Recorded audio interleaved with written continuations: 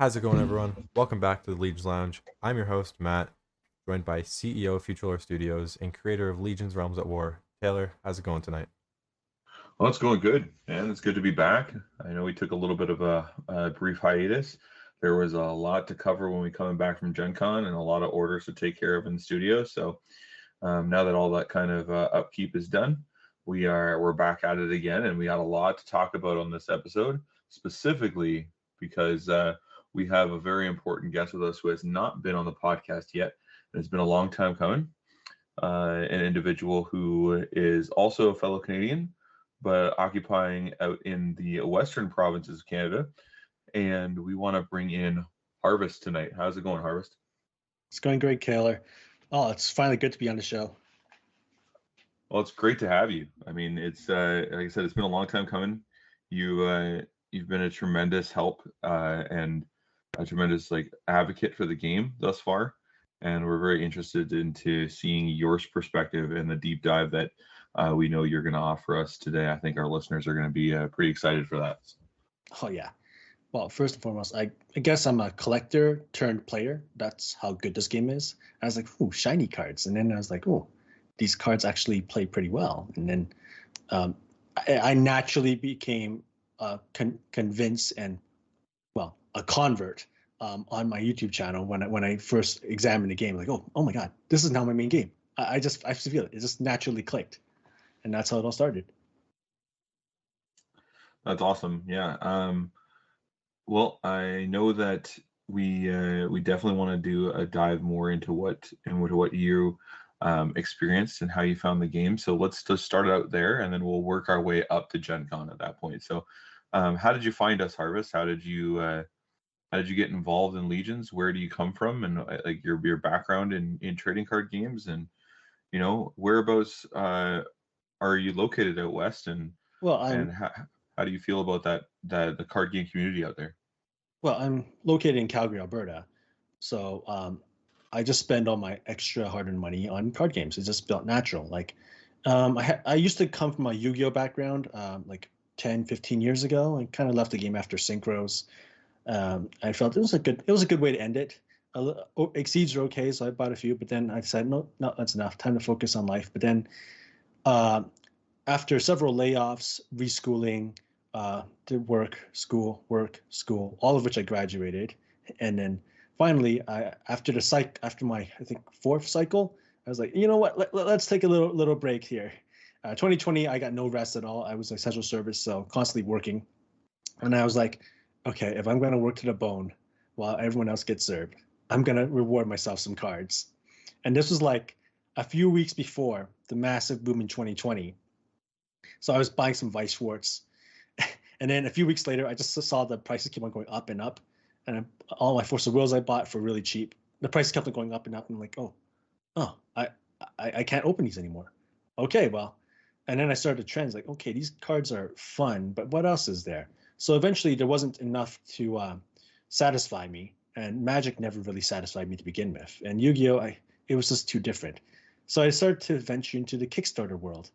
And I supported a few games, but then I saw the picture of Dementia for Legion's Realms of War. I'm like, oh, okay, these guys are Canadian. That's pretty cool.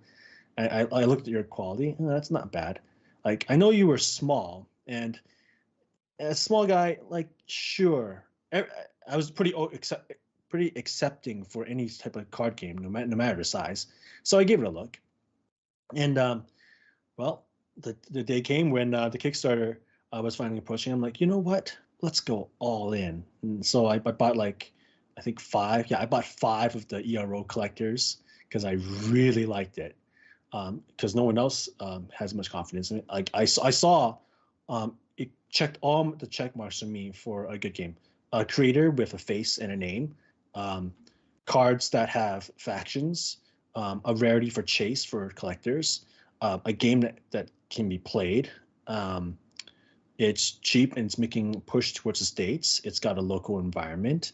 It's got an online Discord scene. Like, so many variables were clicking for me. And then I saw like the new stuff that was coming in Empires with all the previous like really cool cards being having a special different art. So there's alternate art for the really special cards, and then you're also having your pre-alpha stuff giving out, as well as previous sets. And then it really hit me when I saw that moment on Facebook when I saw you were reintroducing old sets. I'm like, old sets? This isn't their first set?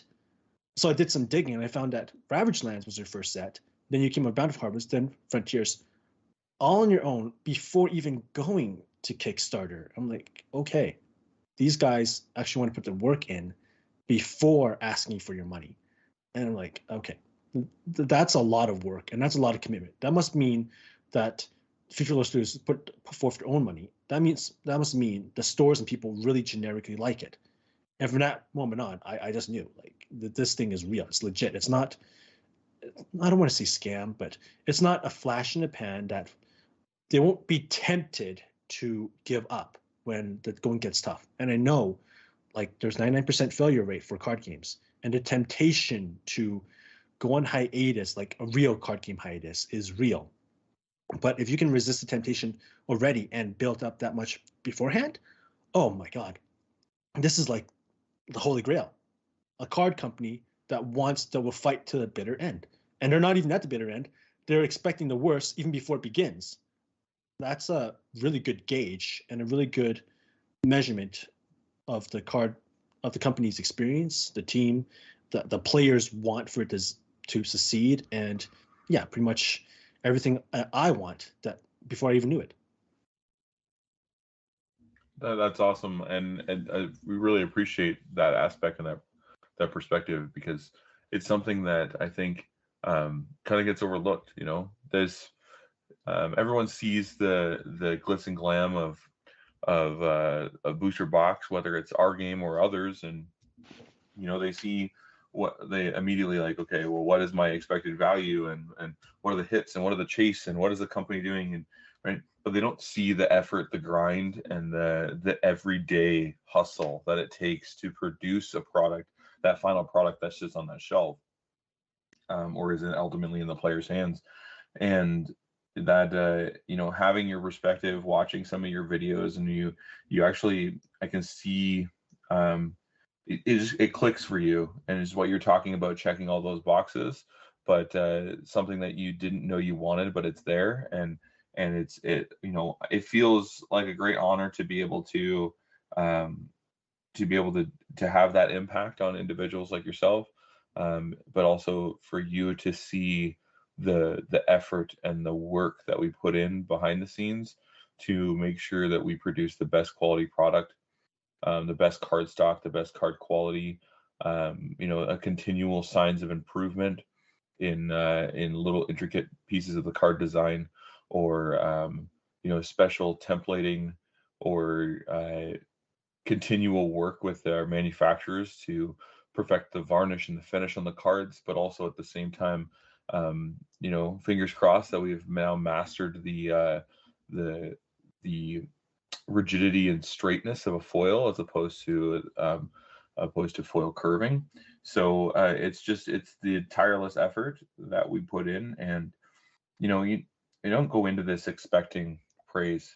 I go into this every day with a hard hat on, like you do going to work, and it's the grind. You gotta love it, because it doesn't always love you back. But those are the small moments to appreciate.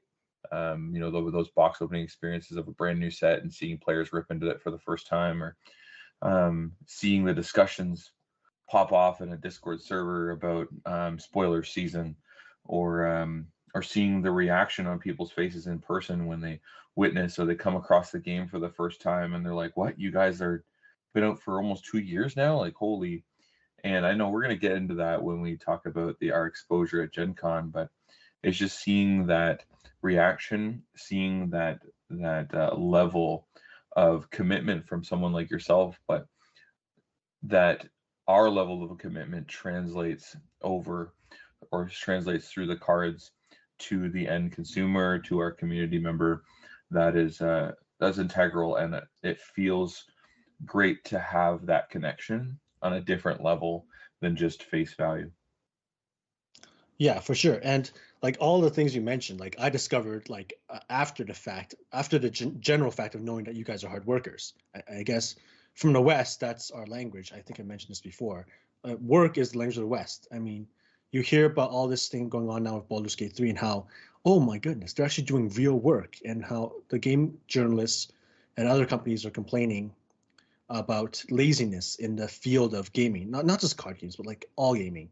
And all of a sudden you see a gem that's like real, like black core, non-curve foils, real legibility through the white text, all these little things that it's almost reminiscent of Apple and how Steve Jobs used to say, "Oh yeah, you should always do your best in everything, even if no one's going to see it."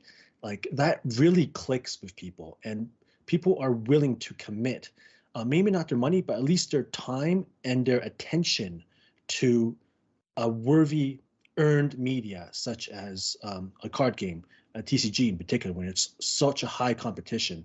And I think Legions has more than enough to take on the market. Well, and I appreciate that. I think that's it's an excellent point and an even greater transition point into tackling that market and showing what we can offer to a larger and continually growing audience. I mean, we're approaching up to right now when we're recording this, and this is going live. That you're listening to this is in in the back half of August of 2023. It's crazy to think that we're coming into September. We're only basically just a little under 2 months away from our official 2-year anniversary of releasing Legions with the Battle Decks and Ravaged Lands back in 2021 of October of that year. And it's crazy to see when you look back on how far we've come and the effort and what we've put in and how it shows, and the fact that coming up to that imaginary 2-year line that is often looked at in the TCG space as that 2-year curse, that most games don't make it to that 2-year anniversary, or they stumble along the way and disappear before that. But like you were saying, with the hard work, the dedication, but knowing that there's a 99% failure rate in this industry and willing to tackle that head on anyways. If it was easy, everyone would do it. And you try, and whether it's push through with a chip on your shoulder, or what we like to do is just let our product speak for us. We know I'm not always outside of the talking on the podcast, or the occasional Discord late night meeting with everybody. I'm not a man of very many words when it comes to trying to be a hype man or trying to be someone who's bragging about stuff that we do. We're hard workers. We're honest about it. We put the work in, we put the time in, and like I said, the passion is there, and that we just try and make sure it translates across in our product. And with that being said, we came back from GenCon, which is held in Indianapolis, Indiana, in the United States. It is the largest gaming convention in North America. For those of you who have never heard of it or have never attended, it was our first time in attendance, whether it was being a vendor or an attendee. We did it. We were accepted into GenCon, into what they call Entrepreneurs Alley, which is the first time visitors to GenCon. They leave a section of the con in the back corner for new games and new developers to come in and try their hand at it. What Magic did 30 years ago. And not only did our booth present well at the prior cons that we've done, like Fan Expo and London Comic Con, between that and the display work that we put in preliminary ahead of time, the GenCon staff awarded us what they call a fellowship program. Oh, you got an award. Yeah, so we got what was called the fellowship program, which allowed us to double our booth size for no cost. It was free to double our booth size to get as maximum exposure as possible, because they knew or they saw the work that we had put in at prior cons. And so we were awarded that. Only 6 games were awarded that, and we were one of 6. So that was an amazing amazing opportunity that people recognized the work that we were putting in, and the event staff recognized that what Legions can bring to a convention like Gen Con. And we like to think that we did not disappoint. We showed up with a 20-foot wide, 14-foot tall booth with tremendous amounts of cutouts of some of our most iconic characters, with 2 full tables worth of product, as well as over 1,000 booster packs to give away, and extended art, foil never before foiled promo cards, and we did draws for banners and metal cards, and we even had in the front and center of our booth, we had a large uncut sheet in fully framed. I brought members of my testing team, and we were doing demos all weekend long, as well as we also brought in a close friend of ours who is a cosplayer, and she actually dressed up as one of our newest characters from our newest set, and she did a full cosplay of it, and she actually went around the convention and got pictures with people and directed them towards the Legion's booth. And as a result, it proved very beneficial. We had a lot of people come by and be like, "Your dragon lady sent us over here," and our team put in a lot of work and a lot of hustle. They were long hours. We were doing 10-hour days. A couple members of my team even skipped out on lunch at the convention to make sure that they could just stay at the booth and put in the time and do the demos. And we had a 40-minute queue wait time for demos on the Friday.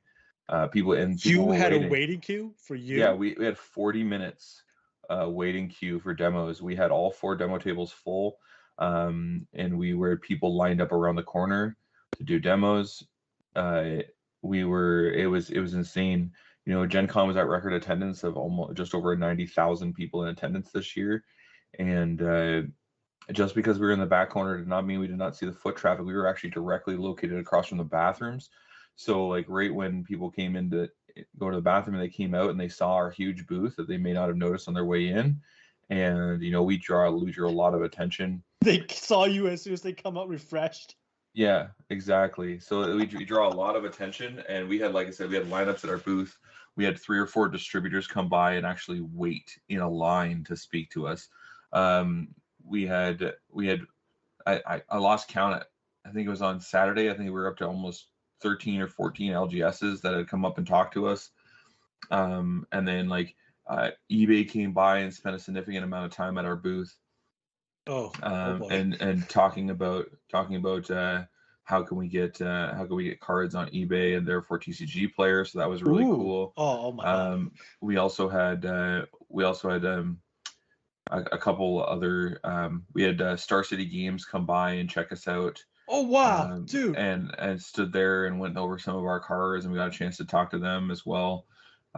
So it was pretty amazing. Actually, one of our demoers and testers, Hunter, he actually, without even knowing, because a lot of people there's secret shoppers, right? So we had a guy sit down and do a 30-minute demo with Hunter, and we found out afterwards when they exchanged information after completing the demo that he was not only one of the Gen Con's event staff, but he was one of the guys who was part of the early legal team and the part of the early design guys from Wizards of the Coast back when Magic first started at Gen Con. Oh, wow. And he even said, he says, "You have a tremendous game here, something that we haven't seen in dare we say 30 years, and we think you're onto something here." I actually had people come by the booth on Sunday on the final day.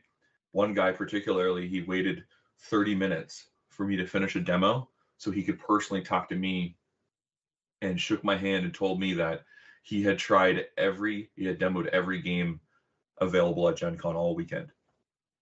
That includes Sorcery. He played in the Magic tournament, and he also demoed and played in the Lorcana launch event. And he came by to specifically tell me at the end of it that we had the best game at the entire convention. Okay. Pardon my hubris, but I don't think we're riding on Lorcana's coattails so much as they're riding on yours. Well, I think that's an outstanding statement, and I don't say being a humble person. I don't know if that's necessarily. I don't view that as something that I look at, but Team effort, team effort. but no, like having the impact that we had. We had some members, some people from other games come by, a lot of different YouTube content creators. I did 3 video interviews over the course of the weekend. Um, it was exposure to the max. I did not expect. I was expecting it to be big for us. I just did not expect the magnitude of which Gen Con was going to bring for us. We had 5 of us at the booth, and we probably could have used another 5 people. Yeah. That was the intense part of it, is that it was nonstop. Everywhere I turned, there was someone wanting to ask a question, wanting to see where they could get product. Stores that how can we get learn to play demos in here? Distributors saying like, why have we not brought this in yet? So it was everywhere, every which way I turned. People were already sitting at demo tables before we even had any of our staff there to do demos. They were already looking through cards and stuff. Right? It was an amazing experience. By far, we were the most heavily trafficked booth in the entrepreneur section, and so much so that when Gen Con event staff came back around to us on Sunday before the con closed, they said that they were over the moon, thrilled with what we were able to offer. They did pictures and videos on day one when we set up, because they said our booth looked amazing and they wanted to use it for promotion. They thought it was amazing that we brought in our own cosplayer. So they offered us to return to Gen Con next year, and so we immediately agreed. And we know that we're going to bring it again next year, potentially even have an event space next year at Gen Con. But we already re-upped. It's already been paid for. We are returning to Gen Con next year, next August. So we are on the up and up, and we're on a continual rise. Sweet, sweet. But Yeah, one of them, go for it, Harvest. Yeah. we were all just glued to the Discord, waiting for pictures and updates. And I'm glad, like in this day and age, everyone was able to broadcast it and see all the going on. And it was still probably pretty hectic. I mean, understand, like you probably had people constantly interviewing you at the same time. And that's another reason why I really support this game from the get-go, because of how much you work, chances were and are that you were, even though you're not expecting it, you'll at least be prepared, right? Mentally and psychologically prepared for the wave. Like, you don't expect like things to always go your way, but you're always ready for when it does. And I'm so glad it turned out just the way I predicted. Yes, I'm a fortune teller. Yeah. Man, we could definitely use your crystal ball some more, Harvest, because we're coming into we're going to be entering into our year 3. We have a tremendous lineup coming with some products and some concepts, and with more conventions that we're lining up, as many as we can for next year, as well as introducing our first regional level tournament next year as well, when we finish up this season with our circuit series of Siege series events. The first one in Kingston, I do believe. Yeah, the first one in Kingston's coming up in October. So we have a lot coming, a lot going. There's zero signs of slowing down. Our studio is only ramping up. So it's great to see. It's great to see the impact that we had. And speaking of the impact at Gen Con, I think the most commented thing, the thing I heard all weekend that I was expecting to hear, but it was just the sheer magnitude of the same question was, we follow TCGs, or we like to play a lot of games, and we like to think that we have the pulse on things. And if you guys are around 2 years, how come we've never heard of you? And I chuckle a little bit, and it's a good icebreaker and stuff. I'm like, it's probably because we're Canadian. But no, but for the most part, people were like, your card quality is amazing, your foils. We got comments all weekend about how our art was beautiful, and that our foils were straight, and that our card quality was like top notch. And then they just seemed so perplexed that they had never heard of us yet. And I knew that Gen Con was going to be a large step out of obscurity for us. It was going to be able to lift the fog of war, for a lack of better words. But it was a big step into the light for us, and I think we left there not only netting, I think it was like 64 new people into our Discord server over the course of the weekend, and then come back to the studio of like 29 orders. But it was a fact is I think that we set out for one mission, and I think we accomplished it, was to get Legion's Realms at War in front of as many eyes as possible, that the name of the game and the way the cards look, because we're so different, I think has that we're now similar in feel people's too. we're now in people's mind. Yeah. So another thing about this that you may not have noticed was the timing of the GenCon. Like, obviously the pandemic's over and everyone's coming out, but have you noticed that there are a lot of like newer stores or newer YouTuber channels and stores at the same time that are coming out? Yeah, very much so. I think like COVID changed the TCG landscape quite drastically. Obviously, everyone just talks about the Tendy Town that was the consistent inflow and outflow of money, and big high mighting things changing hands. But for what it did to constrict the player base in the community from people not allowing to be in attendance at game stores, I think it came back stronger, because there's just the sheer amount of games that came out, the sheer amount of product, the collectability, the desire that people had to remove themselves from digital and wanted to get back into the real person, the human interaction. And like Gen Con was a prime example of that. 90,000 people in attendance. Now I know a lot of people were like, oh, that had to obviously that was because of Lorcana. But I mean, at the same time, So Lorcana was only selling so much product per day. Yeah. And then after that, if everyone was just there for Lorcana, they would have left, but they didn't. Yeah, they might as well see what else is around. Exactly. So like I've been saying from the time last year that Lorcana announced that they were coming out, we're not in any way worried about it, because if anything, I view it like Mark Rosewater views Pokemon and Yu-Gi-Oh for Magic, is that there's a point in which your player growth reaches its limit, and you need outside forces to help you. And the way Rosewater views Pokemon and Yu-Gi-Oh is an onboarding ramp to Magic. Exactly. Because it introduces the next generation into card games, and then eventually they stumble their way onto Magic. So I approach Lorcana the same way, is that being Disney and being these beloved characters by kids and multi-generations is the fact that you're implementing and you're bringing in people who had never would have walked in or graced a card store, or never would have attended a convention, never would have even thought about playing a trading card game, and you're introducing them to this new world. And what happens is now you have this massive wave of new eyes coming into the space, and maybe Lorcana isn't for them, or maybe it is, and maybe they outgrow it, or maybe it's something that unfortunately, as we're seeing right now, they end up being high priced and they get priced out of it. But whatever the facet is, whether they stick with it or leave it, is the fact that they were introduced to a space in a world they never knew existed, or at least didn't know existed at that magnitude.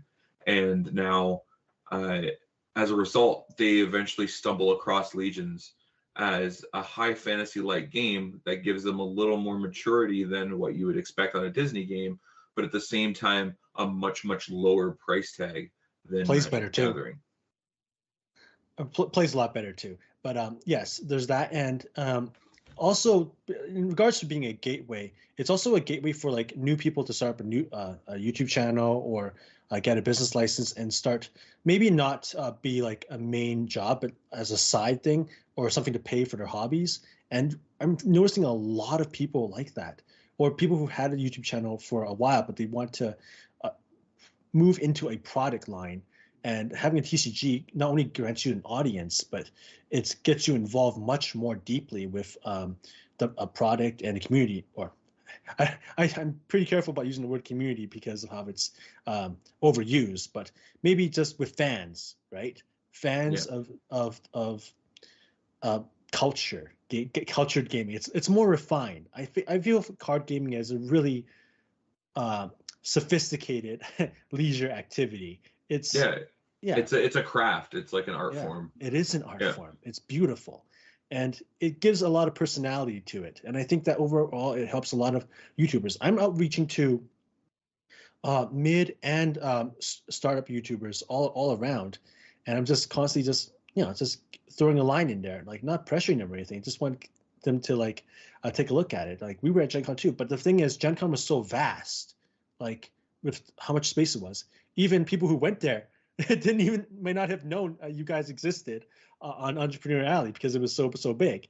So I'm just throwing it out there, and I'm not going to discount the fact that all because they didn't see your booth and while you were technically in the same large building that you weren't there. So maybe it's just good to mention it to, I don't know, give them a double take or second look. It's always worth a try. Exactly. Yeah. And that's one thing that we've learned over these first 2 years is that everything's worth a try because we just don't leave any stone unturned because you never know the one that you then think, oh, probably shouldn't check that or try that, and the next thing you know, it works, right? Oh yeah, And I want to make sure that this game won't succeed if people aren't willing to put the time and effort in, and it comes from the top down. I'm in a grind every day to make sure that there's another product coming, that there's consistent communication, that I'm reachable at least within a couple days. I'm reachable about trying to make sure that the game stays healthy, that product is released on time, that a price point stay appropriate for sealed products, and then we have constant communication with our fans, like you said, and with our close knit family, but at the same time with our retailers, and that's the crucial part. Yeah, Is and, that is yeah, is that nose to the ground or ear to the ground, sorry, and nose to the grindstone kind of work. Yeah, and because you came from the bottom up, right? You understand, and you're a player too. I understand that you used to play Force of Will competitively. So because you came from the ground up, you have more of a sense of is there like any problems that would come up either from like the gameplay, like rules or cards that are way too powerful formats, and you can immediately communicate and address that.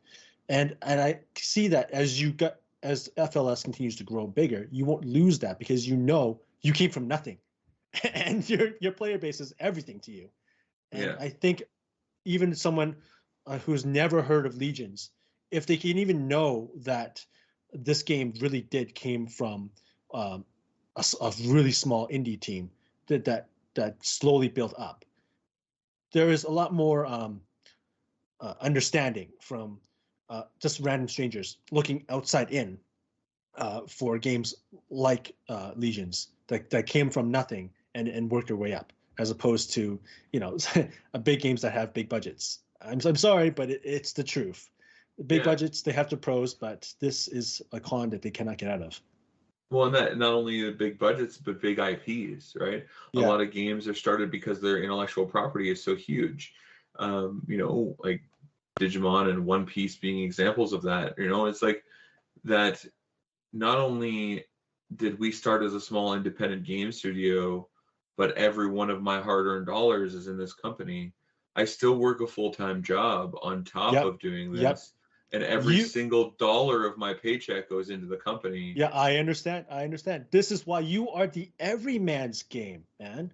Like people that work, people that okay, let's say even if they are retired and they want to invest or put some attention into a game, they would be more willing to go to Legions because they see this is a company, a group of players who have 9 to 5s, who are putting their extra dollars into something. And I was going to go into this later, but into something that they believe in and for their country. I do believe this is Canada's TCG.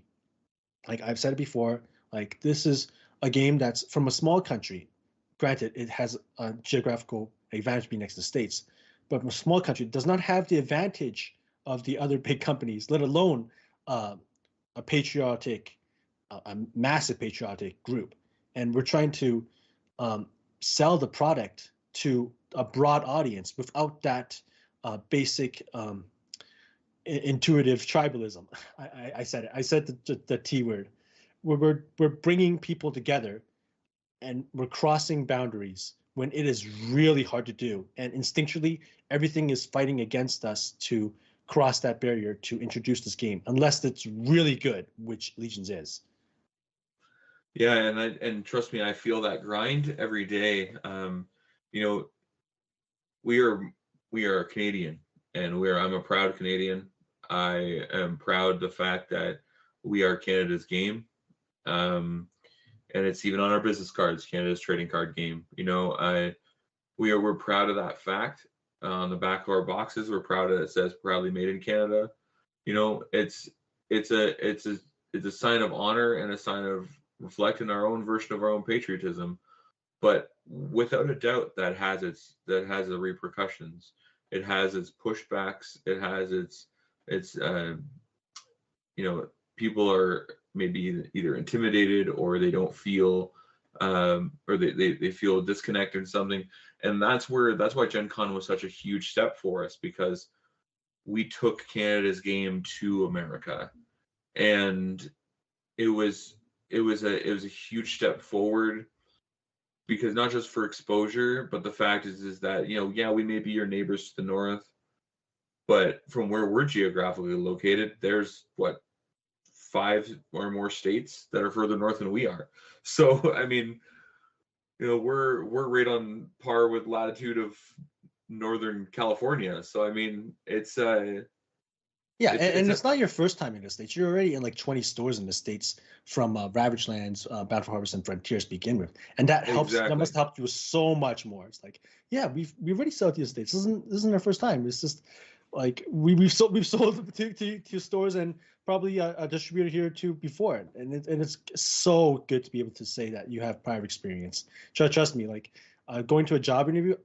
Let's just say like Legions is like an employee applying for work, right? Yeah. And like I said, I've gone to school, work, lay off, but between school. So for my resume, like I've had to dumb down. Yes, but I still have to say it. It's like, well, I worked for this company for so many years until the layoff. Then I went to school, this training, so pretty much I laid out my record. I have a full record, and that's what Future Lore Studios has with Legions, right? You have your work record, right? Through all your sets you've done, through all the shows you've shown, through all the videos and tutorials you made. Like, I cannot discount how much effort it is. Like all the grind, it matters. And in this day and age, everything is recorded. And that just proves to show, like, even though you're skillful, you put in the, I don't want to say grind anymore. It's getting grindy. You faced the truth that it's going to be hard. Let's just say it that way. You already accepted the endless amounts of work. You already know there is no quick way. And I think that, like, from the heart kind of message, it shows in the quality of the game. And literally saying it, I think people will be much more receptive. And Americans love people that do hard work. They really do, right? And yeah, it's a blue collar mentality, right? It's a blue collar mentality. It's right up their alley. Everyone in the Rust Belt, oh, you got them. Everyone in Florida, you got them. Like everyone in every other state, you've got them.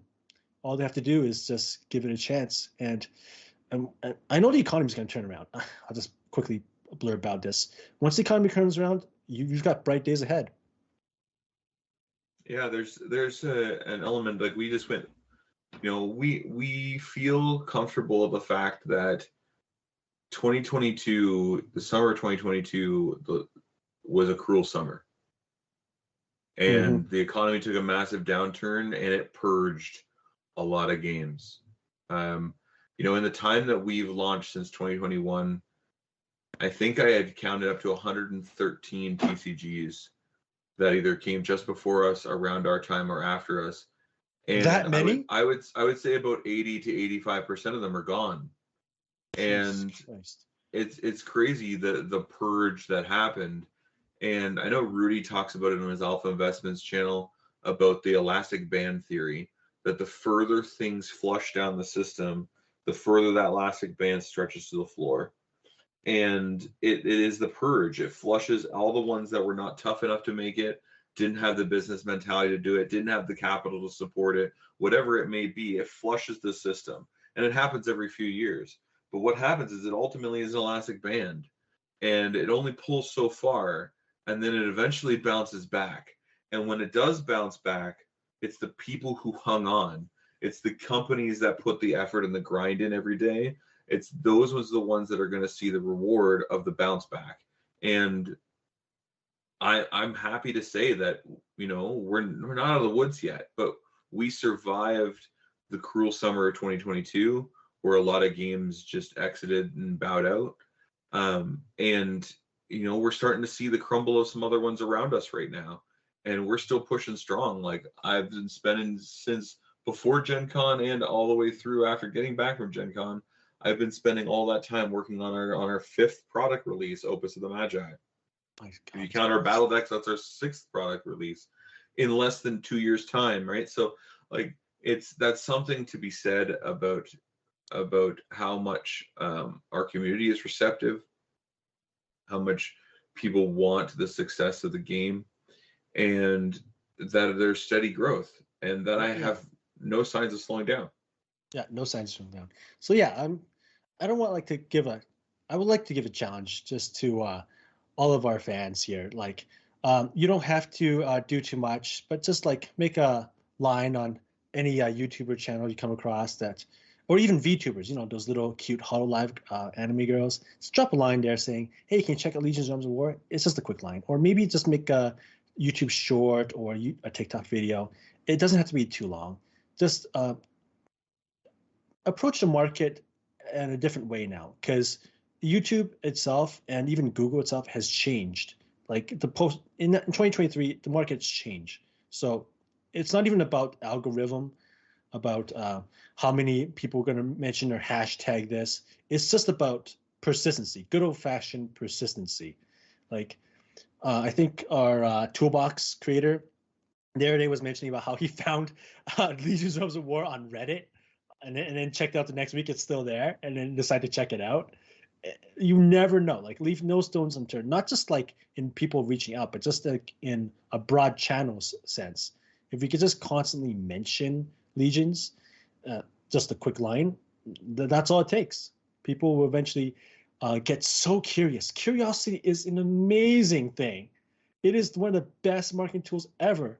Like, people are going to just can't contain themselves anymore, and they're going to say, okay, what is this Legions everyone is talking about that got a double booth in Gen Con, that already did their Kickstarter, that already did this and that? Okay, there's a pile of stuff I have to know. So it's just another thing to trying to break into the market. Well, you already broke into the market. Another thing to just widen the market gap. Well, and that you have a very important aspect there. And for all those that are listening, that follow along, or you've stumbled across this podcast, first do yourself a favor and listen to the other ones. We have a lot of great insight and a lot of great people on there. I've talked in depth about a lot of different behind the scenes style stuff, but it's just the fact that we are in a position where growth is inevitable. It's a matter of how much that growth happens. And that comes from our player base, that comes from our Legions fans, that comes from our community, that comes from the people who have supported us this far. And take it from Harvest here, who found our game because he was looking for something that was different, looking for something that was going to give him more of a thriller, more of a challenge, or more of a hunt. And we checked the boxes. One thing I have to say is that people that stood in line and waited for demos, the reason why they stood in line, some people just liked our sales pitch. Maybe some people wanted some free stuff, but those people could have just left and walked away from the booth afterwards. But they stuck around and they watched demos. They listened to explanations.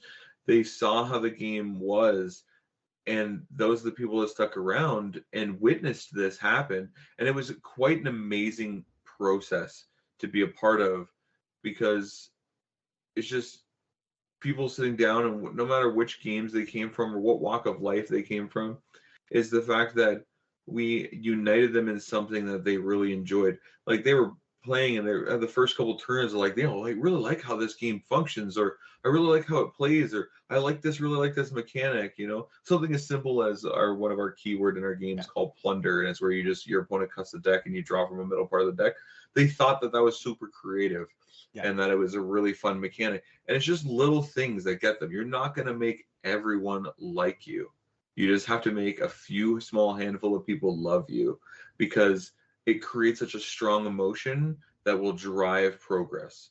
Okay, I instinctively just remembered another reason. I have so many reasons to like Legions, but one of the reasons I really do like it is how you call your spells. You call them unifies, and in that moment, you just reminded me of my favorite Yu-Gi-Oh card back in the day, United We Stand, and how when I first saw that you called your spells unify, it's like, oh wow, are you gonna really get your warriors to hold hands chain link? But no, the imagery was there, and I don't know. For me, that was an instinctual type of pictorial vision I had.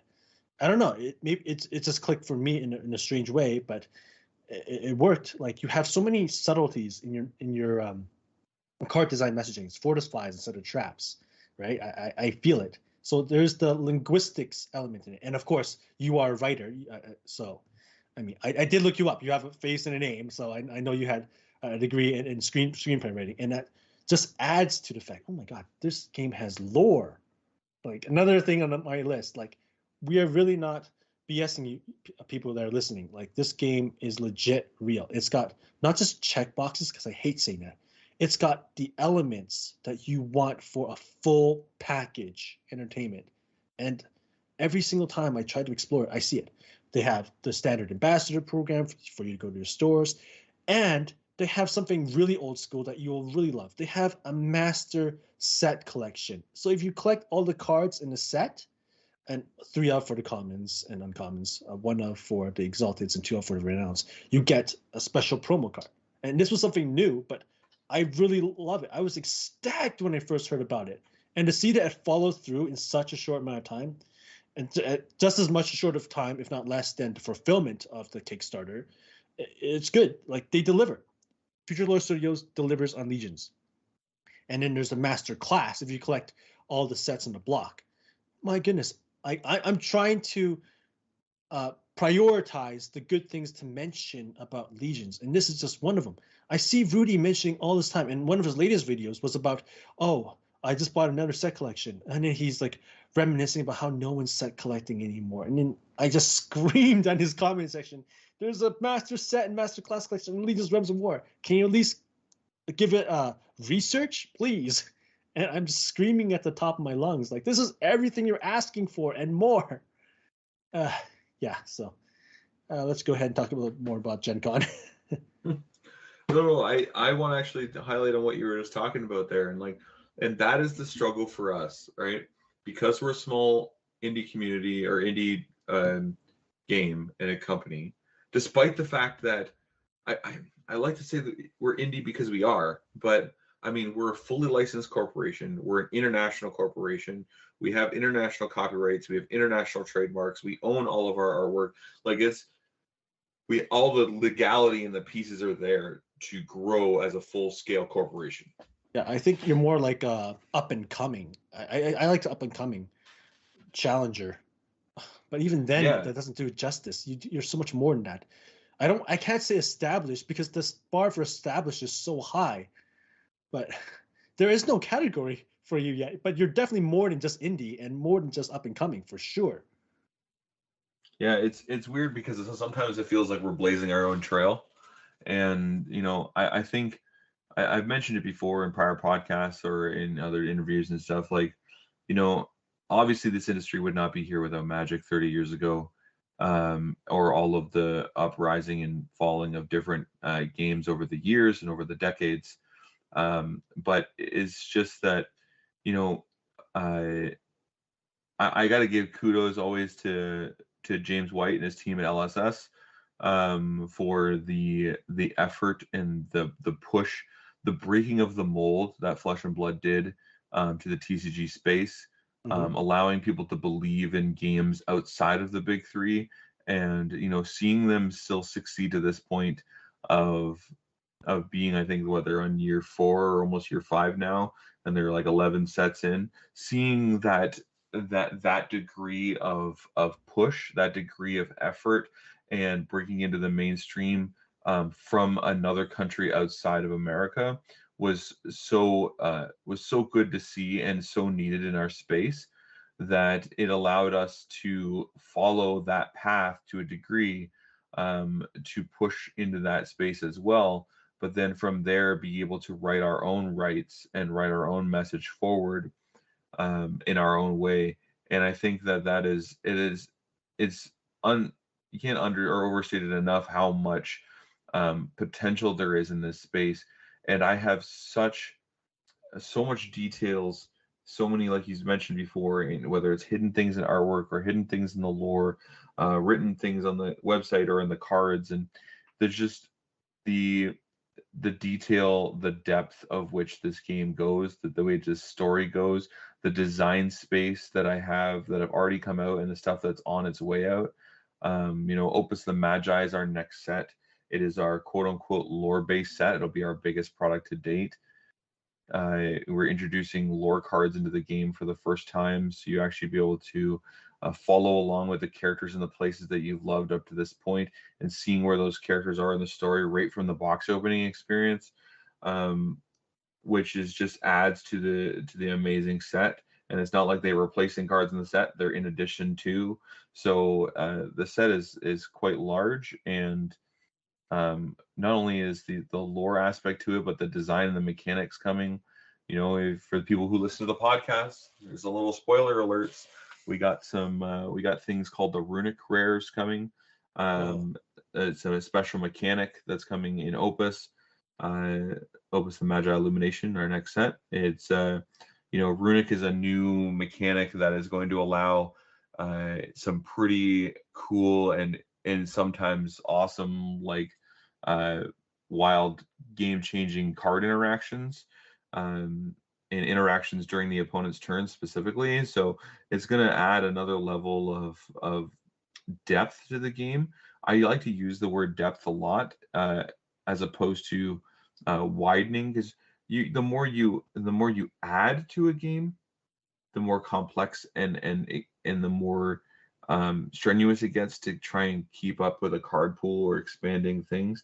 We like to add depth into it, is that we're never going to go beyond the 8 legions plus the 9 bounty, right? But is the adding the layers of depth. I look at it like an onion, right? And as you peel back each layer, and there's more to be found. And Legions offers it. You hear in the card game industry so much of this easy to learn, difficult to master. It's almost overused as much as the word community is. But I like to pitch it to people at GenCon is that we were a player's game designed by a player for players, and with the elements of collectability baked into the product. My main focus when designing a game and designing the set is that the box opening experience is so crucial, because whether they're an existing player that just wants to have the thrill of cracking packs, or they're a brand new player getting your product in hand for the first time, first impressions mean everything. That's why we showed out at GenCon, is that first impressions mean everything, because that's what people remember. That's what sticks in their mind. We're in a world of what have you done for me lately? And everything needs to be convenience, and everything needs to happen immediately.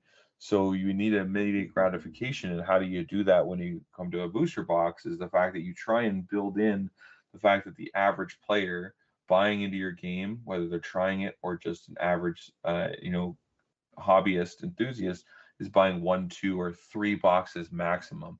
So how do you catch them in those first couple boxes that might entice them to buy an additional couple more, or that might entice them to sit down across from their friend and be like, yo, you got to check this out.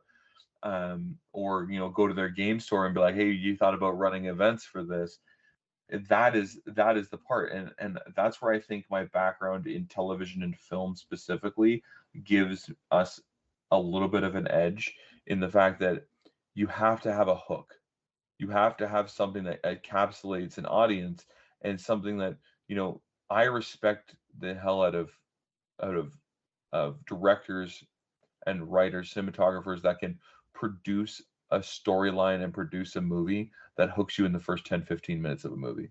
The Oh yeah. ones that can immerse you into a world, make you feel attached to a character, whether it's a good character or a bad character, you feel attached, you feel emotions to those characters, but then as a result, then can build a story that is so epic and so enthralling that it consumes you. You see the fandom of people waiting outside of theaters for Star Wars. You see the fandom of people still that are walking around with costumes of Lord of the Rings, or the amount of people that were so consumed by Game of Thrones that they got upset with how it ended. Is the fact that that is because you have encapsulated not just a generation, but a group of people, the hearts and minds of individuals, and that is what great storytelling does. And that is what I try to transcend and push into the product, is that we want you to fall in love with our characters, our design, our world, not just the game, not just the collectability, not just the business perspective or the pull rates. We want to entice you with the fact that this is a rich character driven world, and that you pick your warlord and you feel the attachment to that character, whether they're in their rise of their time, of their fall, their redemption story arc, whatever that may be. But that passion translates between you and that character that you either play as or choose to use. And I think that that is what movies and film can do so perfectly, that you're able to then create a multi-generational, multi-franchise thing. And that's what a TCG is, right? Yeah, I look at each product as a movie in a long franchise of movies, and it's how do you continue to make the sequel better than the first. Godfather Yeah. is the only movie in cinematic history that has the first and second film both win Best Picture. Why is that? Because the story is so rich and so thought out. Lord of the Rings, the 1, 2, and 3 movies, is like no other person could have told a story that, or have scenes that look just as epic of and this vast capturing moments of 9 people walking past a boulder. How do you Anyone else would have cut that from on the director's cut on the floor of the editing studio? Cut that. That's a useless part of the film.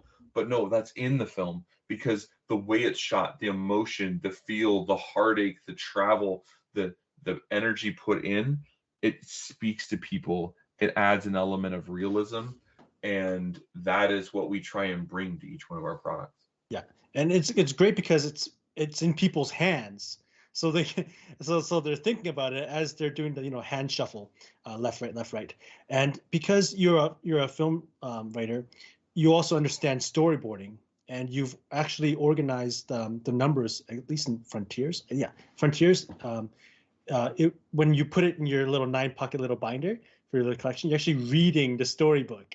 It's great. I just love how I can have my cards either in my hands while I'm playing, or in my collection as I'm reading a book. It's so good. It feels so like in control of the time, and it feels like I'm in control of my memories, or in control of someone else's memories, reading through the cards and the arrangement of it, either from a game or from the story and is written. And I like how you have the lower and the bottom right hand corner for people to understand that, even though there's also a separate lower section on the page. So that really gets into the mythos of legions, and it's a continuing story. And like I cannot stress it enough. Like we have to throw that line in there. This game's got lore. Maybe make that a slogan. This game's got lore, or something like that. Yeah, and honestly, I'm speaking of the pockets and the binders under Harvest. I've watched all of your videos. I support them all, and I think you're one of the first people to bring to the attention of the masses so far about, you open a binder and you have your field set up in a binder. Walk us through that. Oh yes. So early on, like really early, I noticed that the mats for Legion's Realms of War, it's actually the exact same as a size for a 12 pocket quad binders that I see everyone else using. So on the right hand side, you have your deck, your graveyard, discard, and your eradication or remove from play zone. So that's like a pocket space in itself. And then on the bottoms, you have your 5 traps or fortifies, and then your 5 spells, unifieds, and then your 5 warriors. So it's like a perfect one-to-one representation. And then unique to Legions, it's got a preset, sort of like how Flesh and Blood does. You have your preset Warlord and the Veil Realm, Guardian, and Synergy. So you have that preset that would always be in every single type of game you play, because that's what you have. Those would always be in your deck. So I figured, well, this is what I do in Flesh and Blood. I just turn the page of my quad binder, and there's my presets for my new deck, and I'll just play my deck on top of that. And exactly perfectly designed, sure enough, it works perfectly for Legions as well. Even better, I would actually argue, because this is a more traditional, you can summon creatures as well as play with your Warlord. So you can actually put tokens underneath the first 5 slots if you summon your tokens. And it's great. It's just the perfect structure. You reduce the setup time for games, because our time is so precious to people. They only have so many hours in a day, and especially on a weekend to play. If you can minimize that effect, oh my goodness, that'll save them so much time. And it works for like a webcam too. Obviously, you can just adjust your settings for your webcam to view it upside down. For me, if you want to show your beautiful mats instead, you can just opt in for a 9 pocket for your presets, like I do. I've got a perfect example of how to do both ways. So you have your presets on your 9 pocket on the side that you just flip to the page that you want and then put your mat underneath. So you have your beautiful Legions mat on display. But if you're on the go, like having a 12 pocket mat with all your stuff ready to go, and then have your deck in hand, that works too. I know people like wait in lines all the time. What are you going to do when you're waiting in line at a Gen Con event? You're going to play cards. So it's just a perfect fit. Well, and speaking of that, I've seen your extensive setups that you have, and for your online play, and how you're talking about your set and your binders and stuff. I noticed that you also have some unique counters to keep track of life and stuff like that. Do you want to talk about that, Harvest, and your support for true Canadian fashion? Okay, so I do have my Legions counters, because they work really good. The dial counters for, like, if you want to dial the cards, it's a great design too, by the way. I love it. But not everyone is going to be able to have any money left after focusing on priorities like food, shelter, and then even especially after buying some more cards. So what is something that everyone has? Well, everyone's got an old analog wristwatch, right? So why not put it on a stand and use that as your a Bloodborne counter for resource, or your consume counter for your Guardian? And it was just a little experiment. We'll just have the hour hand symbolize the 10s and the minute hand symbolize the 1s. And obviously you still have your phone for your counters, but you can never have too many counters, right? So it's just a nice little fancy thing. So for me in particular, our game has lots of support from Royal Canadian Legions over at Kingston, Ontario. They give us their halls to play the games in. So I figured, okay, I'll get membership. It's Legions at the Legions. That's a whole other topic itself. But it's great that we support our veterans and troops. And it's just so nice that I decided to buy my membership and get some Legions exclusive watches. Because 1, the name matches the set and it'll look really good on camera. And 2, they're really nice watches. And yeah, I decided to put them on a stand. And then you can see them also upside down with the webcam, or right side up, however you set it. And there you go. It's a beautiful prop, but not just a prop. It's an essential piece. It's giving new life, new meaning to old watches or new watches that you want to symbolize, not just for something to keep track of time, but keep track of the score in your card game. How much more classy and how much more sophisticated is that? I don't know. There's something to be said about making the absolute best use of something, whether it's intended or not.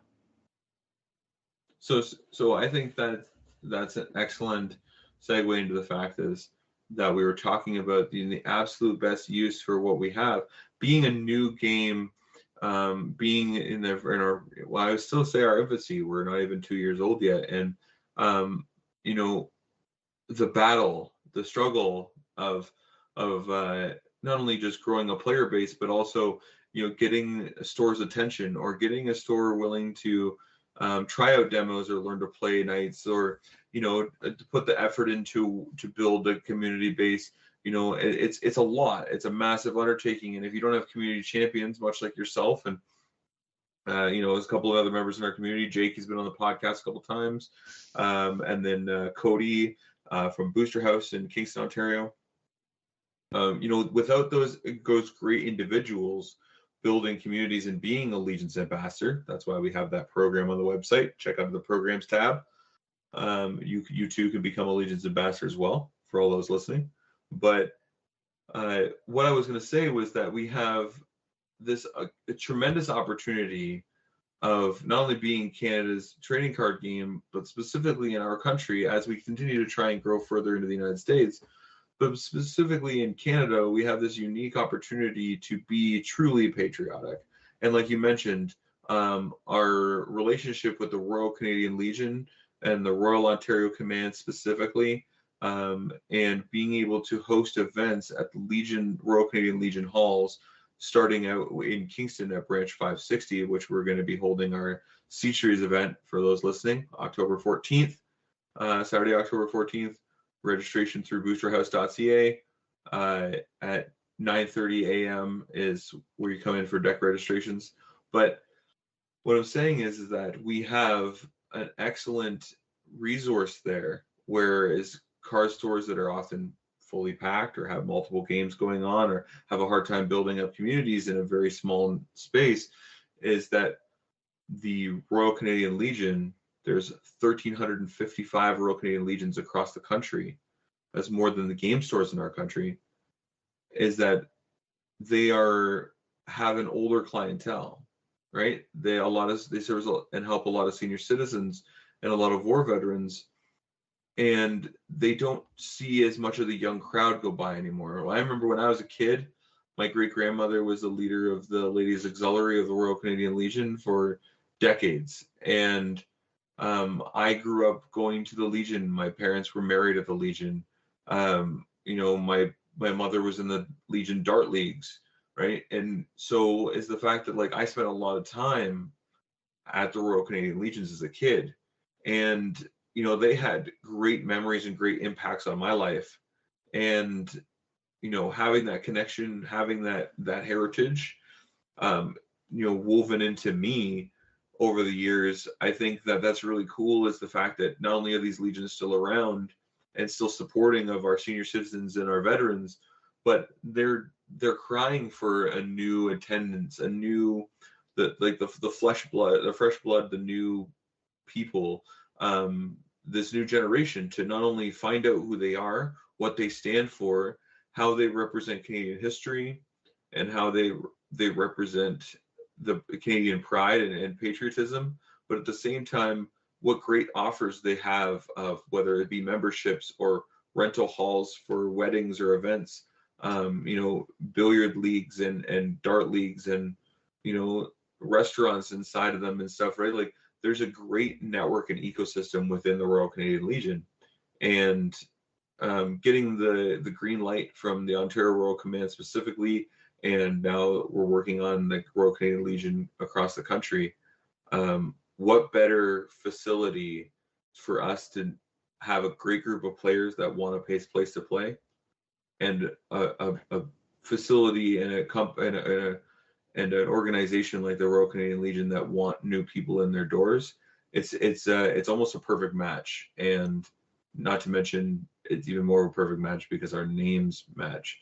I was going to say, Harvest, would you like to add to this? I know that you being a Legion member and seeing what Cody has done, what do you feel about Legions at the Legion? Oh, it's great for sure in areas that are looking for new blood. My particular area is really active for their thing, but I'm just volunteering in the kitchen. However, like it's kind of really easy to notice me. I'm the only one here there with dark hair or hair that's not gray, but it warms their heart to know that anyone of the younger generation is willing to take a look at their place or just willing to help them out. Maybe not directly with finance or just being able to just come over and see what events they could do and partake in. And they may not be able to give you the space to do it right away because they have their own little events that were pre-booked, but just the willingness and to help is it gets through. The message gets through that you want to have a place to play cards. And eventually, I do believe that when they have an opening in my Calgary area, I will be able to get it. And like Cody said, like I still have to nurture a play group. I still have to like do all the other necessary groundworks to get people's interest and teach them the game. But they'll be able to rent me the space, no problem, because of the willingness to volunteer and do some of the work, just like everyone else. Like we know, like we can't just ask something and expect it without giving. And it's a good place. This is the most authentic and grassroots as it gets for any card game. And I might add that maybe even next time you go to GenCon, get a Legions and a Legion sign over there. Get Cody to come if you can, and just post like Royal Canadian Legion.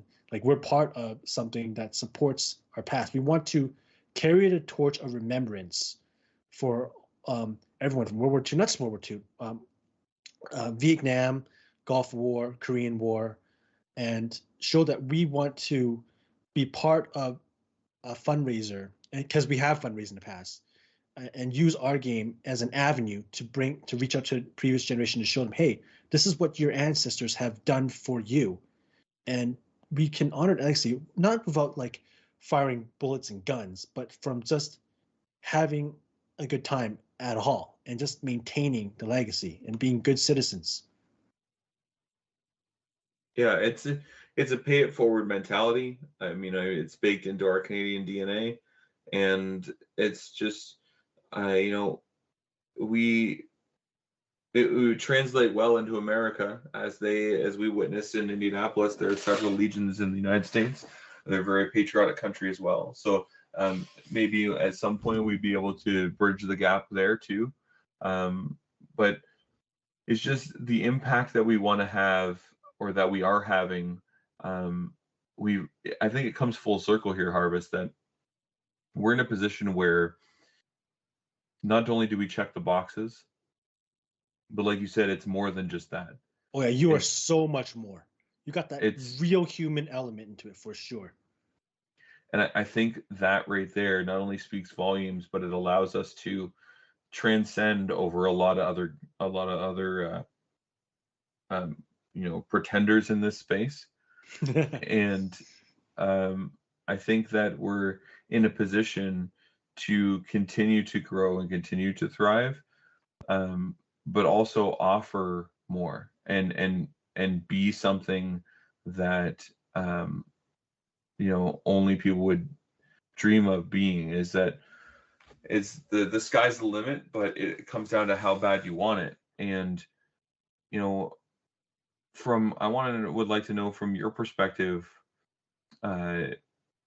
what outside of what drew you in, what puts you in the position of feeling comfortable not just investing your hard-earned money, but investing your time. I mean, time is all the currency we all spend and can never get back. To be just part of this podcast, to be part of our community, to listen in on or join in on our late night Discord chats in our community, or the effort you are to go to comment on YouTube videos and get the word out there. What drives you to do that? What is there something about the game or how we handle things, or where do you see that going if people continue to put that effort in? I think, well, first of all, a small answer. It's really authentic, and it feels like the more effort I put into something that is, as you said, this game is real, that it'll give you something real in return. not just like the physical aspect of it in like the investments, but like in the legacy that you leave behind, right? I'm supporting a real blue collar, hardworking game made by hardworking people and players. And historically, it has always shown, it's been forgotten a lot of times, but historically, people that really do real work do get rewarded. It's a really traditional way of looking at it. And I am very old fashioned. Despite my looks, I'm the way I was taught a lot by my grandparents. So it's not something that easily transitions into today's media environment, but because it's overlooked, it's just hard work for hard rewards. So that's the short answer. The longer answer for like what drives me to spend my time, even though I really should be resting. I got a full weekend. Is I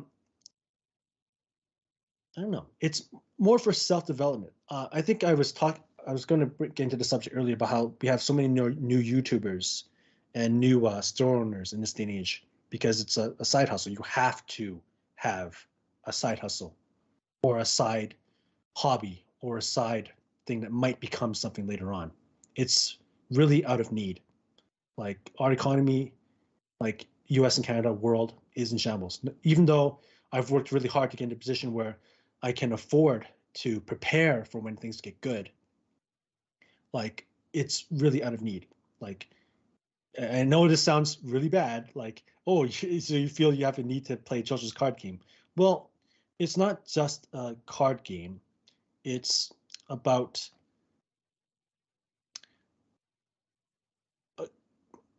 something more, right? Something more. You have to be something more. You can't just be just a person that plays or just a person that goes to your 9 to 5. It's the little special something, and Legions is that little special something, and it gives me the opportunity to be a little more special of a person, whether it is inventing new ways to present this game, whether it is just outreaching, oh, who is this guy? Whether it is like having my own little store, making my own little sales here and there, it gives you an identity, right? As the warlord you should be. You are a unique person. You are a leader. But at the same time, you're also a warrior. You're also on the ground fighting. But at the same time, you're also a unifier. You have to bring people together. But at the same time, you are fortifying. This is all really punny, but it's true, right? All these elements is what a normal person should be striving towards. You're more than just where you're born from, and you're more than what society dictates you are at the starting line. You are what you make yourself to be, and it's just the perfect way to. This game is just the perfect way to channel that. It may have, and it was done naturally too. No one forced me to put a bunch of money into Legions or just uh, mentioning it here and there. No one forced me to do anything. It interests me, and at the same time, I've seen myself developed, not just like physically, but like mentally, and not even just that. It forces you to be good at filling different roles, wearing different hats, and I've never seen myself so in tune with where someone else is coming from, whether they are a uh, manufacturer, whether they are a distributor, whether they are like a person starting out a community. Like even though, okay, I'll just say it, I'm as different as Cody as possible because I haven't yet built my own small playgroup. I'm not even the same as Andy from Cardboard Cohorts. I have never built a small playgroup, but I can understand it more now because I'm much more deeper in with the whole process of TCGs. Right? I could have just gone on to made my safe bets, and I did make safe bets with sorcery, made my profits there, made my profits with force of will, but I was never involved. Even with Flesh and Blood, like I wasn't there early enough. So this is the perfect game for anybody, not just me, just to get in and then grow yourself or grow together or grow at the same time with a game that is the most flexible, the most agile, most responsive of all the ones out there. And of course, it plays well, it looks good, and it's accumulating its value, not just in the cards, but also in its ideology, design, and story. So it's got everything going for it, not just through checkboxes, but really, this is the real organic growth that I think everyone would be looking for. It is the lightning in the bottle, except it's more like light captured in a card prism, but you get the idea. Yeah. So speaking of that, Harvest, that was one of the things I wanted to ask you was, going back to what people mentioned to us at GenCon, how can we have never heard of you? How can you have 5 sets out or 5 products out and you're pushing for a 6th? And we had never seen this come across before. It's weird because if you type in Legion's Realms at War on Google, the first 3 pages are just dominated by our website, our social media posts, eBay products, like products on eBay, our Legion's Toolbox, YouTube videos, it's everywhere, right? And I mean, if you're specifically searching for us, you can find us very, very easily. But when you type in new trading card games, do we come up? No, because we're typically not heard of, because maybe it's because we're Canadian, or maybe it's because we weren't backed by a big social media influencer or a big YouTube celebrity.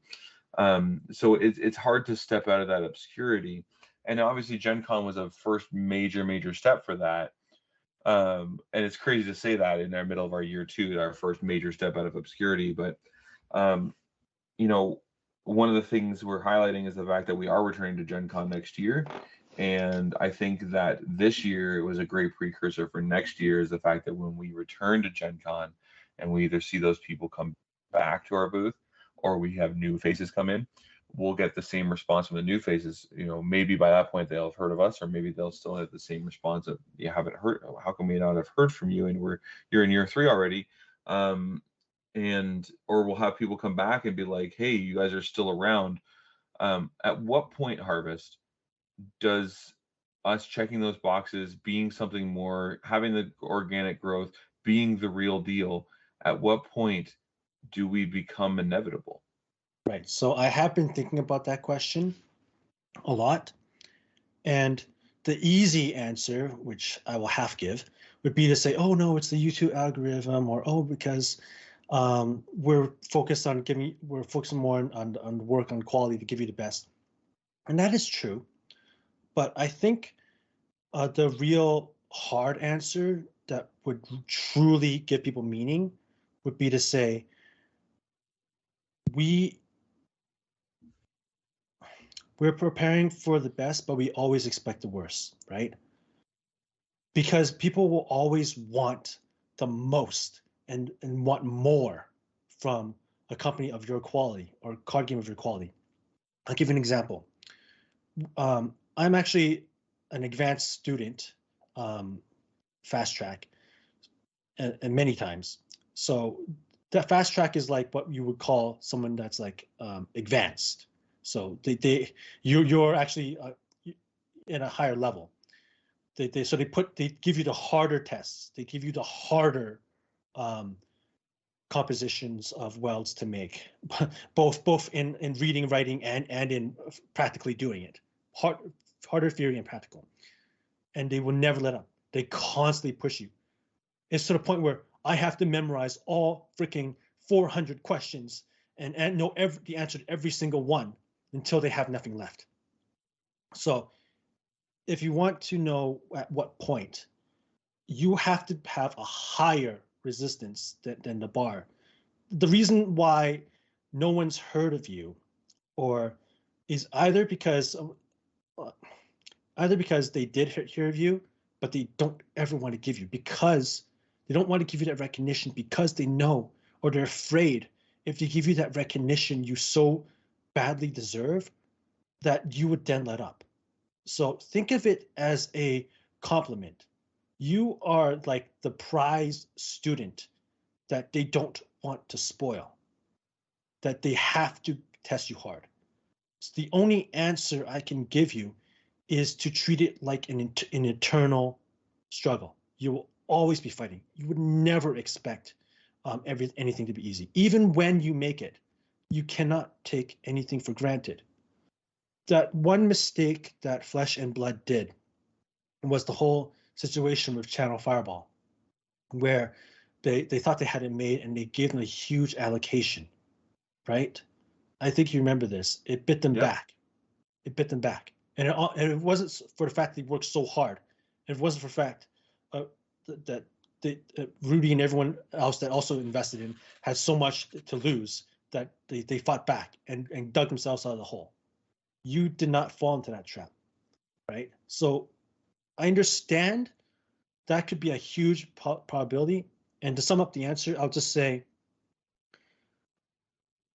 don't expect to ever make it. Even if you do, like you can't let up.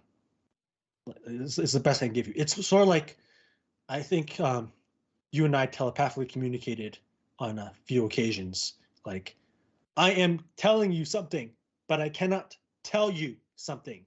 Do you know what I mean? Yeah. Yeah. Same thing with, I guess, to put it bluntly for those of you who are still in school. Teachers want to give you the answers while you are studying, but they cannot give you the answers because it'll be disingenuous to everyone else. It'll be dishonorable to the written test. All they can do is give you the hints, right? So treat this, I've never heard of you before, as a huge hint. Like, you are almost there, or you are there. But if I tell you you are there, you will lose that killer instinct. You won't, I'm afraid you won't be this monster that you've become. And I don't want that to happen to you. You're talking about the people that climb the mountain and they get complacent because they reach there. Exactly. So no, even if you climb a mountain, build a tower. If you built a tower, get on a shuttle, fly to another planet. Never give up. Just keep on going. I don't care if you struggle. I don't care if you fall down. I don't care if you're ready. You're in the big five, right? I don't care if you make it to the big five. You will always struggle. That is the truthful answer. That's the only right answer there is. Yeah. And that's the way I view it, right? Is that I view the TCG world as a mountain, and you just keep climbing.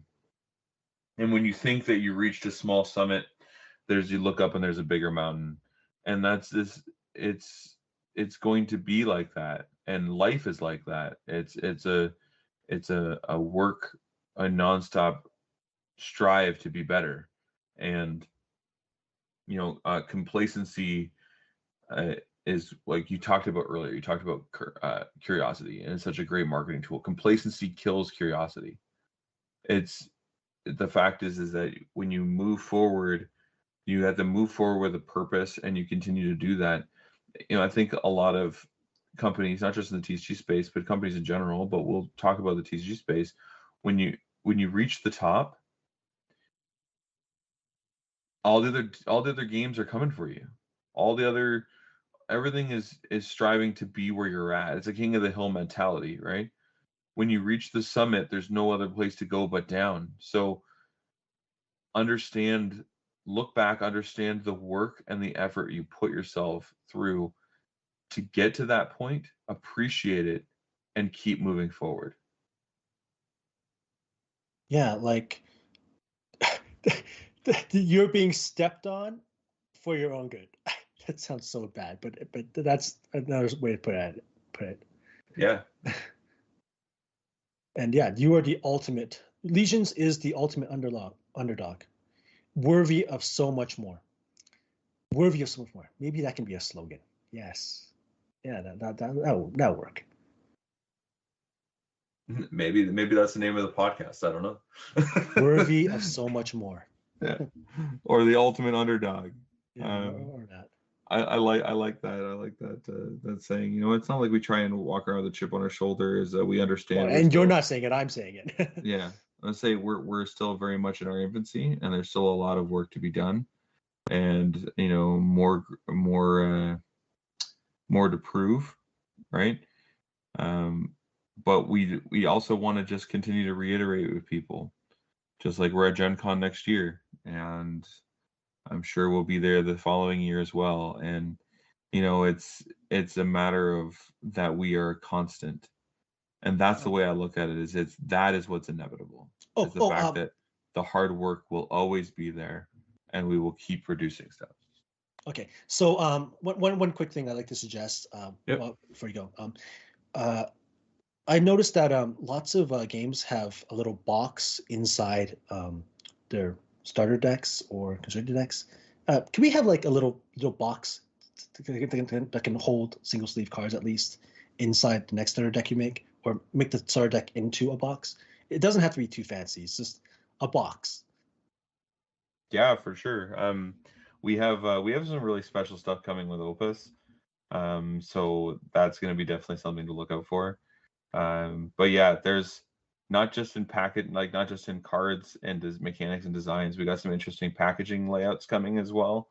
It's just you know, I dare I say trust the process, but it's I don't believe we've let you down yet. Yeah, I And mean a deck box that you can put oh, the. that's what I mean. Yeah, Okay. there's we got some stuff in the works. That's we're going to be rolling out as time goes on. But no, it's great. That's excellent feedback. You know, whether it's the feedback on the podcast, our late night Discord chats with people, in person or whatever it may be. You know, I try to keep my ear to the ground and listen as much as possible to the community and to our growing player base at large because you know, I think Rudy talks about it on his channel a lot about Magic and MTG being a Goliath. And because they're so big, it takes a long time for change. It takes a long time to move such a big system and a big body and so many yeses and red tape they have to go through. Right. So much approval process. But with us, because we're still small and being able we're able to be agile, um, you know, we're like Jack and the Beanstalk. We can climb, we can move, we can be agile, all while trying to fight against the giants. And we have the ability to make quick pivots, and that's the benefit to having our creative team be so involved with the community and getting that feedback. Is because we're able to make more quick maneuvers and quick pivots that allow us to continue to give the player base what they want.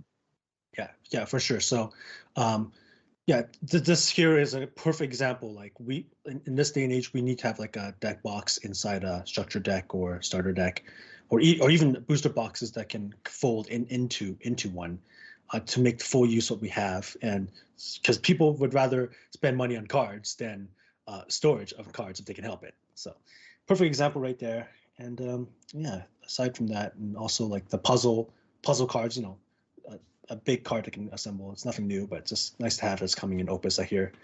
Yep. Is there so speaking of that, like what's coming with other products stuff like that?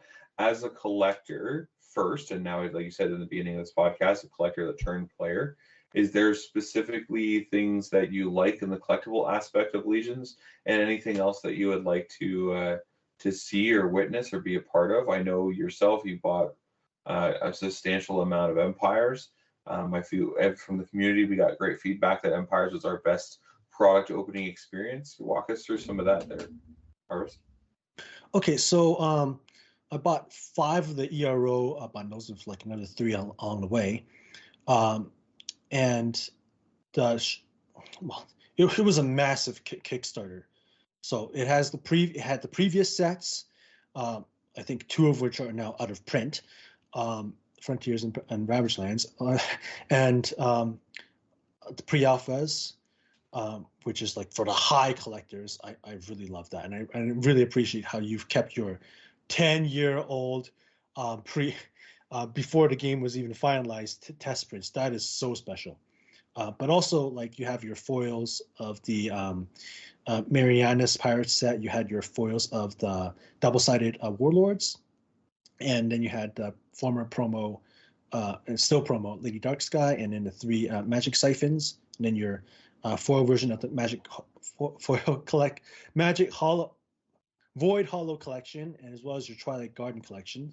And I understand those are really hot cards, and I understand people really need them to play. Sort of like how Yu-Gi-Oh used to have like Monster Reborn, Darkhold, but understand like you don't need them to play. But they are coming in second edition, as I am well. That's why I really like how there is a separation between what is collected, well, because it's shiny and rare, and what is needed to play the game. So I do appreciate that. That's the perfect balance. So, yeah, I like how it is structured. I really love the Empire's box opening experience and how we have more than one chase variable. I mean, if you buy a case, you'll get your Exalteds, and every box has 3 renowns, which really helps playability. And then there's a secondary chase, sort of like how Flesh and Blood has the Marvel rare. We have our Fracture foils. It really felt like that. And then also has your sketch foils. So I think, yeah.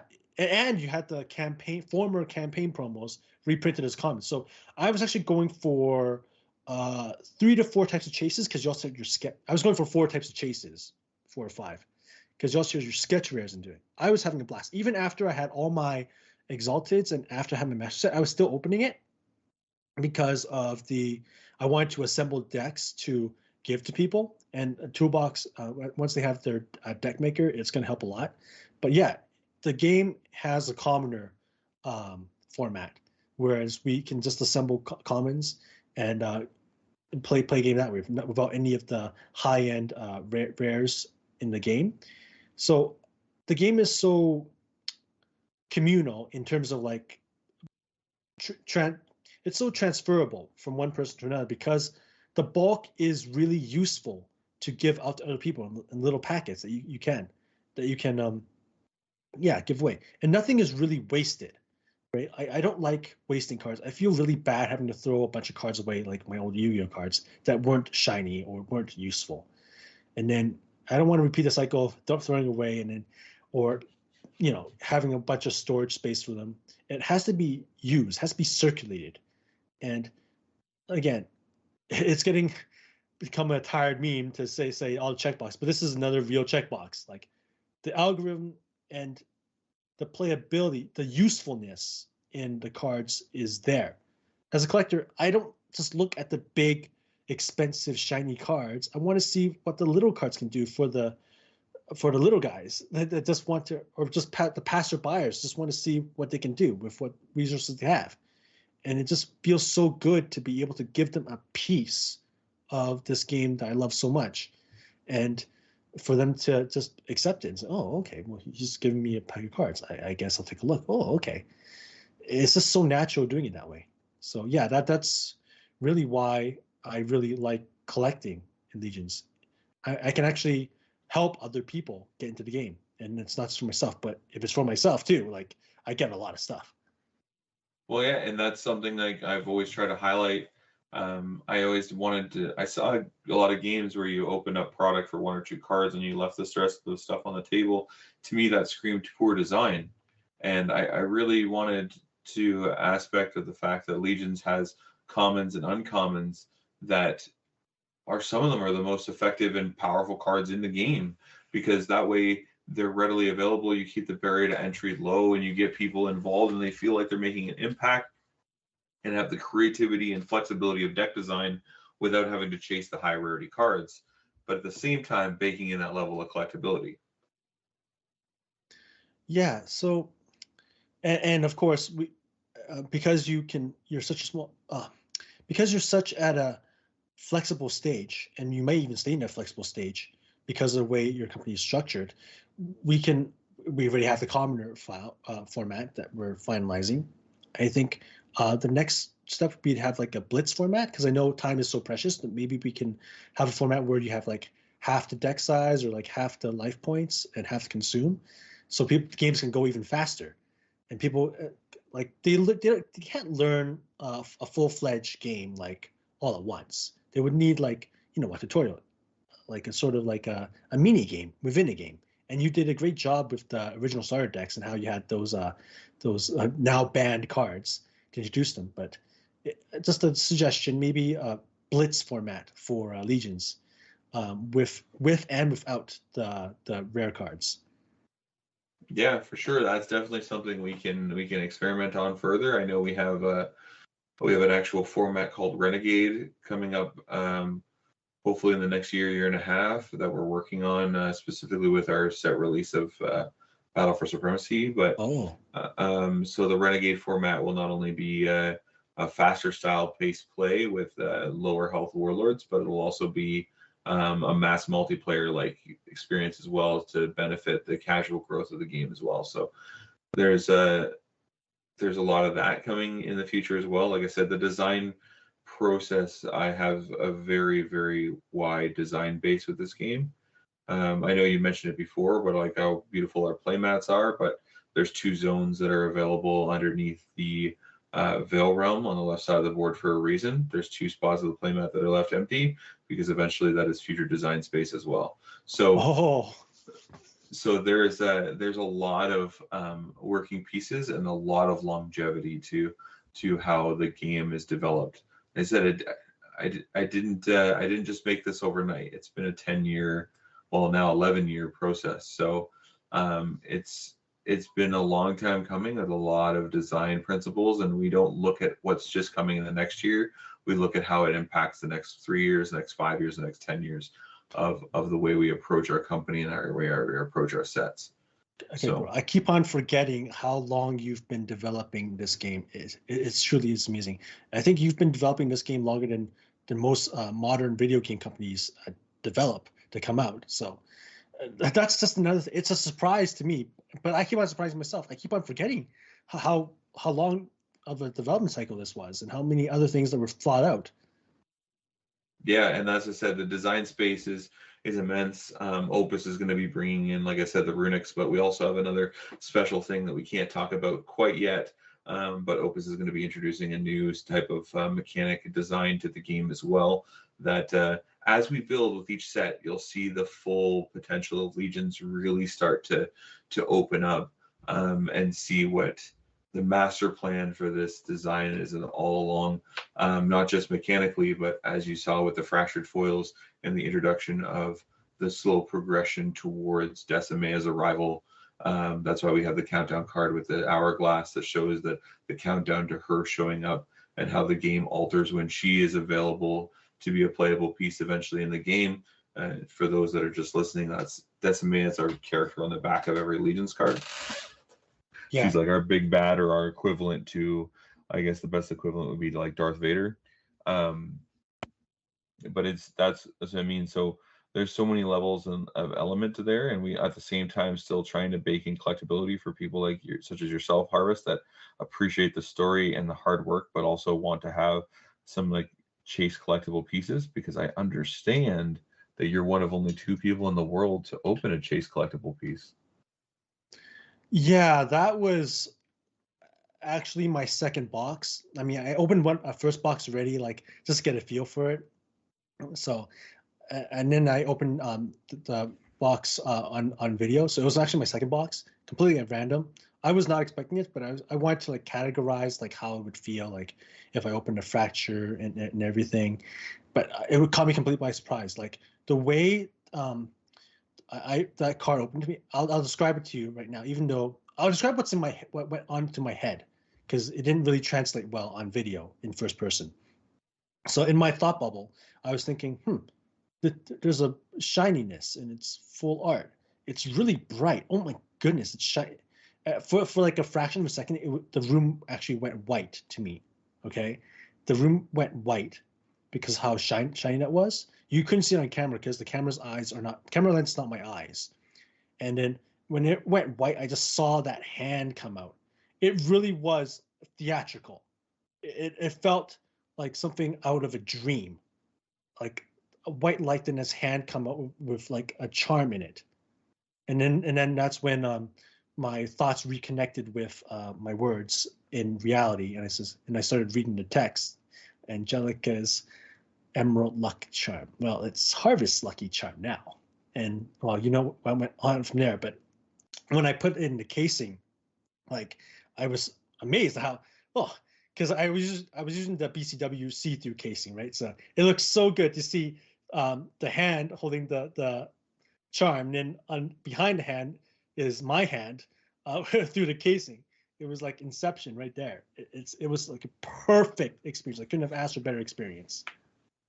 So it was awesome to follow along and watch that in the video. I remember you dropping it on the table, and you're like, "Oh my God, where's my slab? Where's my slab?" Yeah, I actually had it underneath the table, but I had another one set up just in case. I pulled an Nvidia or whatever, so I grabbed that one instead.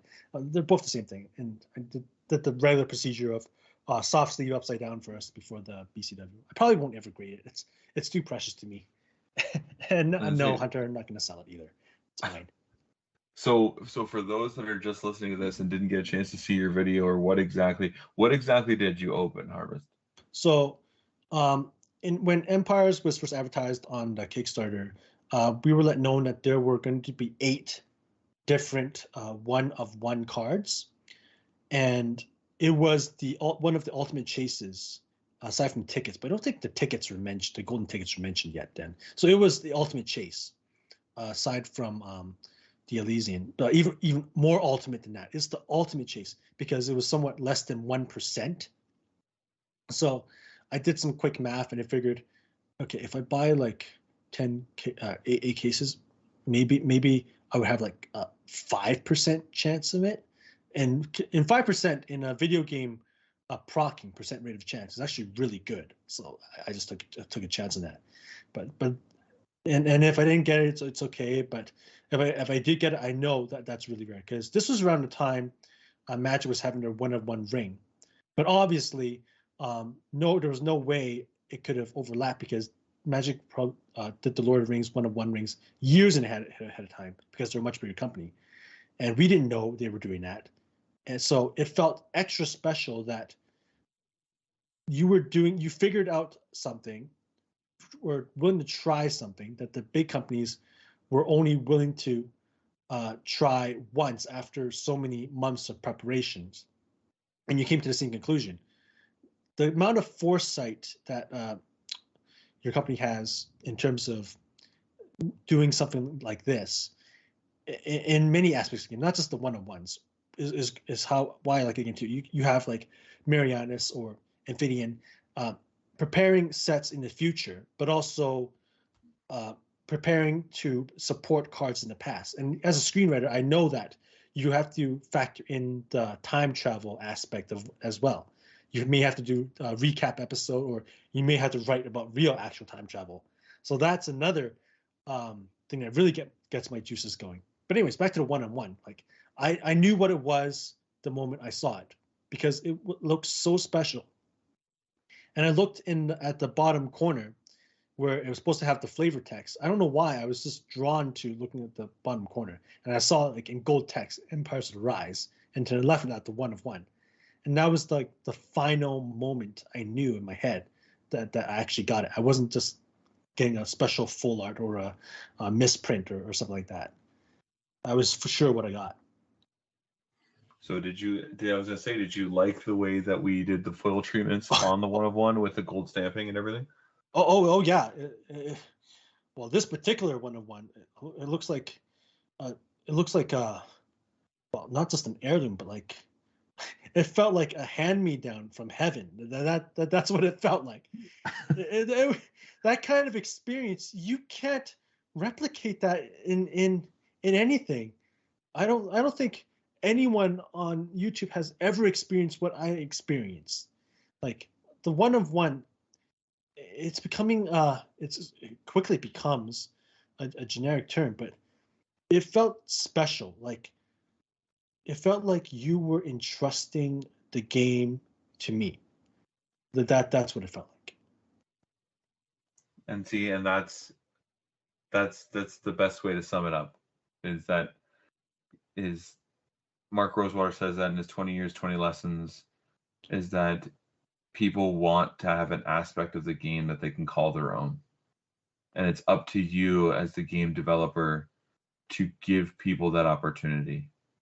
And as a screenwriter, I learned in school and working in the television and film industry for a few years, I learned that you need to be able to impart a sense of belonging and a sense of ownership into the things that you create, and that's how you truly encapsulate an audience. And then, like you just said there, it sums it up, is the fact that it felt like we handed you a piece of the game. It felt like you were entrusting the future of Future Lore Studios to me at that point, pretty much. It felt like that. And I think that is I think that's the best natural conclusion that we can ask for this podcast, to be honest. Is there anything else that you'd like No. to comment on, Harvest, or talk No. about? No. We have to just to make sure we get enough rest, and don't be too hard on yourself. I know it's stressful to juggle so many things at once, but it's okay to multitask. Just do it slowly and just do it the right way that you know it is. That you know goes. I'm losing my grammar sense right now, but yeah, like rest is just as important as the work we put in, and we have to budget our health as well. So I'm at the age now where I have to consider that. I don't want to. I want to just keep going and plow nonstop, and I just have to accept that. Yeah, I will keep on pushing and the game and my day job and my other responsibilities nonstop. But rest is, if I'm not rested, then it won't do me any good. I won't be able to focus. So we just have to make room for that and get some sleep, pretty much. And like you said, entrust the future forward. So I think that's excellent. Matt, do you have anything to comment or say anything right now? I don't believe so, honestly. I've been quite quiet this episode, but there's just a lot to take in, honestly, and I've been working on a couple decks on the side and just honestly taking this one more as a listener for me. I'm gonna say that's I think we've never had a podcast with you this quiet, but I know that we had a lot to discuss, a lot of in-depth things, and I didn't know if you were gonna be sleeping on the other side when we were talking. So No. Close to, though. Close to it. I know it's late for you guys over there out east. Not oh too yeah, bad. but that's okay. It's providing Matt has a little bit of time to get it to me so we can get this out for everybody. But I think that's a natural conclusion to where we're at. We've entrusted the future forward to those who are listening. And it's great to be back doing the podcast again. It's great to have Harvest on with us. It's been a long time coming. We are over the moon excited the fact that you're part of our community, Harvest. And it's a matter of, but not just the community, you're part of the Legion's family. And that's, I continue to stress that, is I that appreciate it.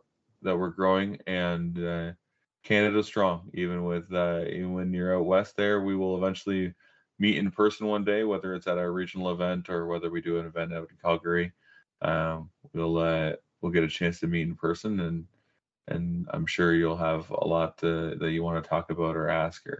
Yeah, you still have to sign my mat and my poster.